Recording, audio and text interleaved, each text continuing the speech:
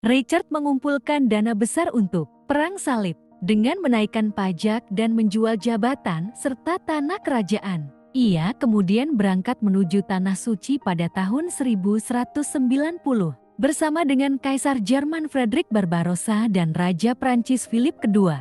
Di sepanjang perjalanan, Richard menaklukkan Pulau Siprus 1191 dan menjadikannya benteng penting bagi tentara salib, memenangkan pertempuran Asuf 1191 melawan Salahuddin, yang menjadi salah satu kemenangan terbesar dalam Perang Salib ketiga.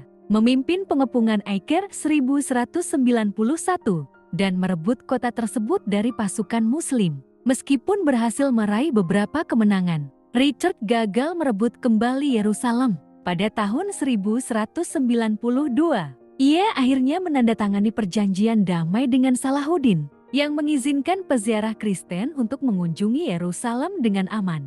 Penangkapan dan pembebasan 1192 hingga 1194. Dalam perjalanan pulang ke Inggris, Richard mengalami nasib buruk. Saat melewati wilayah Kekaisaran Romawi Suci, ia ditangkap oleh Adipati Austria, Leopold V, yang masih marah karena Richard telah menghina benderanya selama pengepungan Acre. Richard kemudian diserahkan kepada Kaisar Heinrich ke-6 yang menahannya dan meminta tebusan sebesar 150.000 mark perak, jumlah yang sangat besar pada masa itu. Ratu Eleanor, ibunya, bekerja keras mengumpulkan uang dari rakyat Inggris untuk membebaskan Richard. Setelah hampir 2 tahun dalam penjara, ia akhirnya dibebaskan pada tahun 1194. Pulang ke Inggris dan perang dengan Prancis 1194 hingga 1199.